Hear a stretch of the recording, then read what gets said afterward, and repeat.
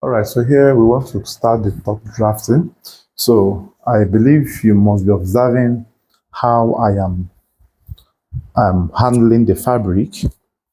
So before you get to this video, you must have watched the first video I made on how to draft the trouser of this Agbada. So this is like a series. So if you want to get the full knowledge, don't skip any of the videos. Go and check out the other video I made. So I think I will try to drop the link in the description box of this particular video.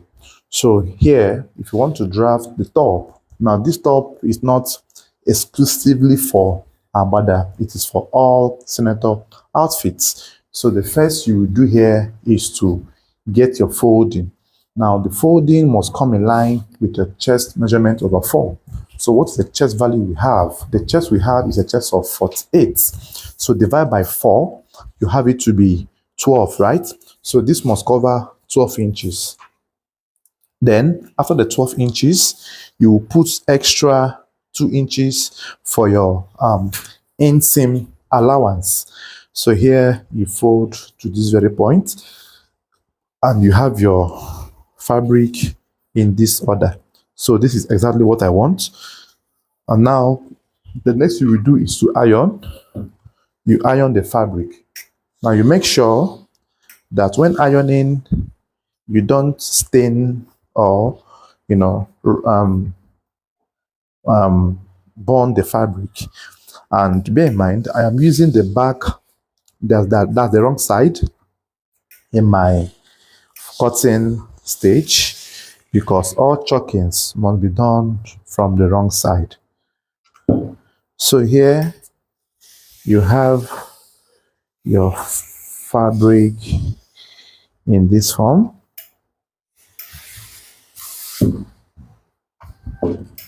So this is what you have. This is what you have. So you gently iron out and remove all the rumples. So here, after the ironing, the next you will do is to always mark out your baseline. So this baseline serves like a fresh start. You must mark it out. It gives you that perfect baseline. And then after which you mark extra 4 inches here. Now this 4 inches is not part of your top length. It is just the folding allowance that you need, right? And then you connect the 4 inches as well in this form. So it comes out in this form. Then after that, the next you will do is to mark your top length. So which the top length we have is top length of 34. So here you mark 34 inches top length, 34 inches top length. So mark it twice so that you have a straight line on the shoulder. You mark 34 inches top length. After the top length of 34, you connect the line all through this way, and then you get your armhole depth. So how do you get your armhole depth? Divide the shoulder by 2. This is a possible way to get armhole depth, or preferably divide your chest by 4 and subtract 1 inch from it. Now, why am I subtracting 1 inch? The reason is because we are making a 3/4 sleeve. So here, 3/4 sleeve and long sleeves are being treated as one, meaning that the way you cut 3/4 is how you also cut long sleeve, right? Why short sleeve is being done separately, and with the armhole formula is chest over 4, or better still, shoulder over 2. So here, chest is 48 by 4 is 12, minus 1. If we subtract 1, it becomes 11. So you mark 11 as your armhole depth. Now, most times you mark it twice. You mark it twice so that you get a perfect armhole line. Then connect the line all through in this form. So after this, the next thing you will do here is to mark your chest over 4. So chest is 12, so you mark 12 inches this way, and then add extra 2 inches or minimum of 1.5 1.5 is what I'm using. So the next you will do here is to mark your shoulder. Shoulder is 18 divided by 2 is 9 plus half an inch to join to the sleeve, it becomes 9.5. Then you are going to bend your tape or tilt your tape 2.5 inch down this way. So this comes in this very form, and then you mark your shoulder points just like this, and after which you slope the shoulder line by 2.5. 2.5 is the recommended measurement to use in slanting your shoulder. In some cases as well, you can use 3.5 when you meet an extra large client. So here you get this cross-like mark in this form. This mark gives you this effect, right? So I will show you why it's being needed. And the next you will do here is to divide the neck measurement. So the neck is 17 divided by 6, then subtract 0.3 from it. The neck formula is neckline, that's neck measurement divided by 6 minus 0.3. Any answer you get, you mark it on the width this way. This works for everybody, both for kids and newborn baby and adult as well. So once you have marked the neck width first, then add half inch to whatever you use to mark the width to get your depth. That is your neck depth measurement, right?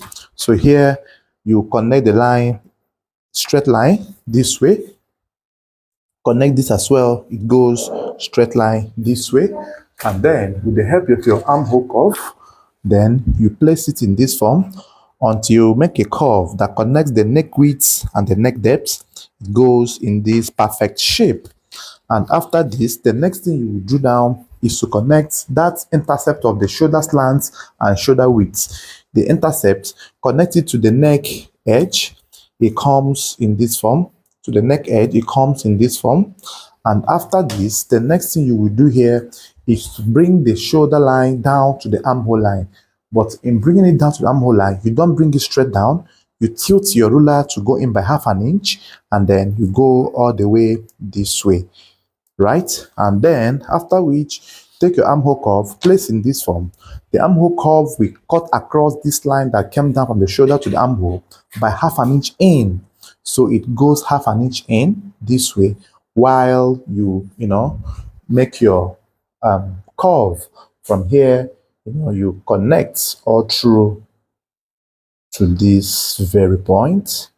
So it goes all the way to this point. This is how your armhole curve should look like. Now we have gotten to this very direction.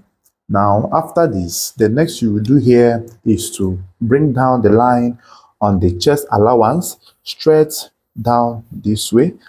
And then when you reach somewhere on the edge at the down side, mark 7 inches from the 4 inches you marked high for the side slit opening. So just mark it this way, and then you are done. So I will cut out this, then I will show you as well how to cut the back panel. I grab my sketch and make the line. Patterns flow like vintage wine. Dress in colors bold, refined. With fashioned art I'm intertwined.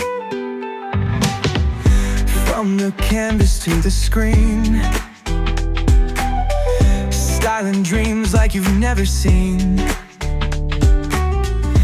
Textures blend in harmony, creating fashion symphony. Hey there folks, don't be shy. Hit that like, subscribe, apply. Comment down if you feel fly. Mystery defined is standing by. Outfits popping in daylight. Okay, so here we want to cut our sleeve. Now the first thing you will do is to fold the fabric in this form. Then you iron out, mark out your baseline. Then what is my guide to fold the sleeve? The guide I have here is my round sleeve over 2 plus extra 4 inches. So now here you mark 3 inches for the folding of the sleeve hem, and then the sleeve length is 18 inches. Add half inch extra, that's 18.5. Mark the line in this form. Count them here by 4.5 for your inner sleeve, and then after which mark the round sleeve of the sleeve, then 14, then mark in this form.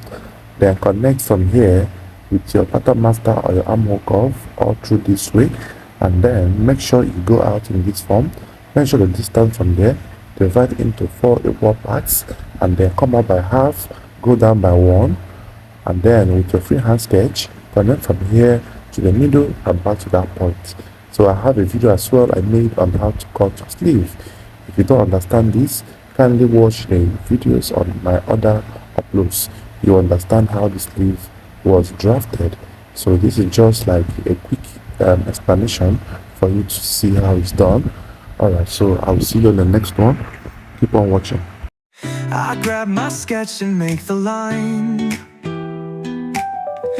Patterns flow like vintage wine. Dress in colors bold, refined.